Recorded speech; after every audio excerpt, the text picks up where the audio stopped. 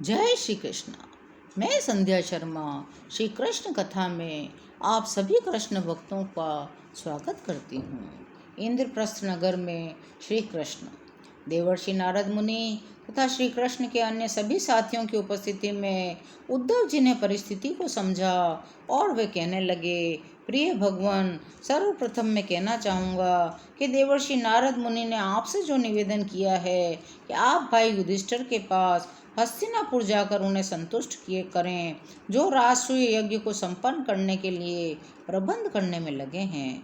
मेरा विचार है आप श्रीमान को इस भव्य कार्य में महाराज युधिष्ठिर की सहायता हेतु तत्काल जाना चाहिए। यह आपका कर्तव्य है। आप उन समर्पित आत्माओं की रक्षा करें। जब तक हम सभी राजाओं पर विजय प्राप्त नहीं कर लेते, कोई भी इस राजसूय यज्ञ को संपन्न नहीं कर सकता। दूसरे शब्दों में यह समझना चाहिए, युद्ध रथ जरासंध पर विजयी हुए बिना महाराज युधिष्ठिर इस महान यज्ञ को संपन्न नहीं कर सकते। राजसूय यज्ञ केवल उसी व्यक्ति के द्वारा किया जा सकता है जिसने प्रत्येक दिशा में विजय प्राप्त की हो। अतः दोनों लक्ष्यों का पालन करने के हेतु हमें सर्वप्रथम जरासंध का वध करना होगा। मैं सोचता हूँ यदि हम किसी तरह जरासंध पर विजय प्राप्त कर लें तो हमें हमारे सभी लक्ष्यों का हल मिल जाएगा। बंदी राजा भी मुक्त कर दिए जाएंगे। तब आपके द्वारा जरासंध के बंदी राजाओं की मुक्ति के दिव्य समाचार के प्रसारित होने पर हम भव्य सुख का आनंद उठाएंगे। किंतु राजा जरासंध कोई सामान्य व्यक्ति नहीं है। वह बड़े से बड़े वीरों के लिए भी बाधा सिद्ध हुआ है। उसकी शारीरिक शक्ति 10,000 हाथियों की शक्ति के बराबर है। यदि कोई व्यक्ति है जो इस राजा को पराजित कर सके तो वह भीमसेन के अतिरिक्त कोई नहीं है, क्योंकि भीमसेन भी 10,000 हाथियों की शक्ति धारण करते हैं। सर्वोत्तम तो यही होगा कि भीमसेन अकेले लड़ें, तब फिर सैकड़ों सैनिकों का अनावश्यक वध भी नहीं होगा। उद्धव जी कहते हैं, हमें ऐसी नीति ग्रहण करनी होगी भगवान जो इस परिस्थिति के अनुकूल हो। हमें ज्ञात है राजा जरासंध ब्राह्मणों के प्रति बहुत समर्पित है। वह उनके प्रति बहुत परोपकारी है। वह ब्राह्मण के किसी भी निवेदन को इनकार नहीं करता। इसलिए मेरा यह मत है, भीमसेन को ब्राह्मण के वेश में जरासंध के पास जाकर भिक्षा मांगनी चाहिए और फिर व्यक्तिगत रूप से जरासंध के साथ युद्ध करने में लग जाना चाहिए। भीमसेन की विजय को निश्चित करने के लिए मेरे विचार से आपको उनके साथ जाना चाहिए। आपकी उपस्थिति में यदि ये युद्ध घटित होता है तो मुझे दृढ़ विश्वास है भीमसेन अवश्य ही विजयी होंगे, क्योंकि आपकी उपस्थिति मात्र से असंभव ही संभव हो जाता है। मेरे प्रिय भगवान, जब जरासंध का वध हो जाएगा तब आपकी कृपा से सभी बंदी राजाओं की पत्नियां अपनी मुक्ति से इतनी प्रसन्न होंगी कि वे आपकी महिमा को गाना आरंभ कर देंगी। अतएव सर्वप्रथम यदि जरासंध का वध का कार्य कर लिया जाए तो अनेक समस्याएं अपने आप सुलझ जाएंगी। ऐसा प्रतीत होता है प्रभु, इस यज्ञ को पूरा करने के लिए आप व्यक्तिगत रूप से जाएंगे, जिससे जरासंध और शिशुपाल जैसे दानवों को हराया जा सके, धार्मिक बंदी राजाओं को मुक्त किया जा सके और साथ ही साथ महान राजसूय यज्ञ को भी संपन्न किया जा सके। श्री उद्धव के इस परामर्श की सभा में उपस्थित सभी लोगों ने प्रशंसा से की। सभी ने मान लिया, सभी दृष्टिकोणों से श्री कृष्ण का हस्तिनापुर जाना लाभदायक रहेगा। तत्पश्चात भगवान श्री कृष्ण ने अपने पिता वसुदेव एवं पितामह उग्रसेन से अनुमति ली।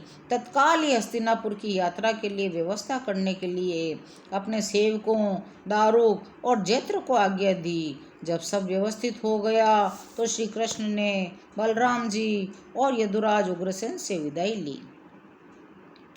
तदंतर रानियों और बच्चों को उनके सामान को आगे भेजकर वे स्वयं रथ पर सवार हुए, जिसमें गरुड़ के चिन्ह से अंकित एक झंडा था। नारद जी ने मन ही मन अपनी वंदना अर्पित की। श्री भगवान के दिव्य स्वरूप को अपने हृदय में स्थित करके उन्होंने वायु मार्ग के द्वारा सभा भवन से प्रस्थान किया। भगवान श्री कृष्ण का रथ अनेक रथों, हाथियों, अश्वारोही सेनाओं, पैदल सेनाओं, इस प्रकार के अन्य उपकरणों के साथ आगे बढ़ने लगा। भगवान कृष्ण की आदर्श पत्नी भाग्य लक्ष्मी रुक्मणी के नेतृत्व में 16,000 रानियां, उनके सभी पुत्र, सभी श्री भगवान का अनुगमन कर रहे थे। इस विशाल दर्शी शोभा यात्रा के साथ लोगों की आवाज़ें उठ रही थी। इस प्रकार भगवान श्री कृष्ण के दल की शोभा यात्रा हस्तिनापुर की तरफ बढ़ी। नर्थ प्रदेश माने गुजरात, सोवीर माने सूरत, राजस्थान का विशाल रेगिस्तान, तत्पश्चात कुरुक्षेत्र से गुजरती हुई आगे बढ़ रही थी। भगवान श्री कृष्ण का दर्शन हम हमारे स्थान पर नहीं प्राप्त कर सकते। अतएव महाराज युधिष्ठिर ने सुना भगवान श्री कृष्ण उनकी राजधानी हस्तिनापुर में आ चुके हैं, तब वे इतने आनंदित हुए, उल्लास में उनके रोंगटे खड़े हो गए। उनका स्वागत करने के लिए महाराज युधिष्ठिर राजधानी से बाहर आ गए। राजधानी के विद्वान ब्राह्मण वेदों के मंत्रों का जोर जोर से उच्चारण करने लगे। श्री कृष्ण को ऋषिकेश भी कहा जाता है। भगवान महाराज युधिष्ठिर उनका स्वागत करने के लिए ऐसे भागे गए जैसे इंद्रियों का मिलन जीवन की चेतना से होता है। महाराज युधिष्ठिर श्री कृष्ण के वयोवृद्ध भाई थे। श्री कृष्ण को देखा तो उनका हृदय महान प्रेम और स्नेह से भर गया। श्री कृष्ण का शाश्वत रूप भाग्य देवी लक्ष्मी जी का सनातन वास है। जैसे ही महाराज युधिष्ठिर ने उनका आलिंगन किया, वे भौतिक जगत के प्रत्येक संदूषण से मुक्त हो गए। उन्होंने तत्काल ही दिव्य आनंद का अनुभव किया। तत्पश्चात पांडवों के दूसरे भाई भीमसेन ने मुस्कुराते हुए श्री कृष्ण का आलिंगन किया। उसके बाद अन्य तीनों पांडवों ने भी श्री कृष्ण का आलिंगन किया। उसके बाद ब्राह्मणों भीष्म, द्रोण, धृतराष्ट्र जैसे कुरुवंश के सदस्यों की भी श्री कृष्ण ने सादर वंदना की। भगवान श्री कृष्ण ने महानगर हस्तिनापुर में प्रवेश किया, जो हर प्रकार से ऐश्वर्यवान था। हस्तिनापुर की सड़कों, रास्तों, गलियों में मदमस्त हाथियों की सूंडों से सुगंधित जल छिड़का गया था। नगर के विभिन्न स्थानों पर घरों एवं रास्तों को सुसज्जित करने के लिए झंडे एवं तोरण लगाए गए थे। श्री कृष्ण ने वातावरण का आनंद बढ़ाते हुए पांडवों के शहर में प्रवेश किया। धीरे धीरे आगे बढ़ने लगे। भगवान श्री कृष्ण अपने गृहस्थी को साथ ले जाते हुए, अपनी पत्नियों के साथ जाते हुए अत्यंत प्रसन्न हो रहे थे। वे लोग शोभा यात्रा पर फूल बरसाने लगे और सभी युवतियां एक दूसरे से कहने लगी, यह अनुमान लगाना कितना कठिन है, इन रानियों ने किस प्रकार के पुण्य कर्म किए होंगे।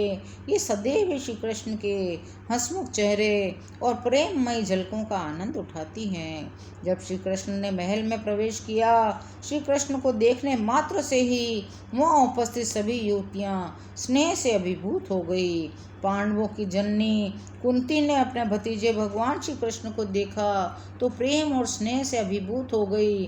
वे तत्काल अपनी शैया से उठी, अपनी पुत्र वधू द्रौपदी के साथ श्री कृष्ण के सम्मुख प्रकट हुई और श्री कृष्ण को उन्होंने आलिंगनबद्ध कर लिया। श्री कृष्ण को महल के भीतर लाया गया। उचित रीति से श्री कृष्ण ने आनंद पूर्वक कुंती बुआ और महल की अन्य वयोवृद्ध स्त्रियों को सादर वंदना अर्पित की। उनकी छोटी बहन सुभद्रा भी द्रौपदी के साथ खड़ी थी। उन दोनों ने भी भगवान के चरण कमलों में सादर वंदना अर्पित की। अपनी सास के इशारे पर द्रौपदी वस्त्र, आभूषण और मालाएं ले आई। रुक्मणी, सत्यभामा, भद्रा, जामवंती, कालिंदी, मित्रविंदा, लक्ष्मणा और सेवानिष्ठ सत्या का बहुत प्रेम से स्वागत किया। उन्होंने व्यवस्था की थी पांडवों के आतिथ्य में निवास करते हुए प्रत्येक दिन नए प्रकार के आनंद और सत्कार का अनुभव हो। इस समय भगवान श्री कृष्ण ने अर्जुन की सहायता से अग्निदेव की संतुष्टि के लिए अग्निदेव को खांडव वन को निगलने की अनुमति दी थी।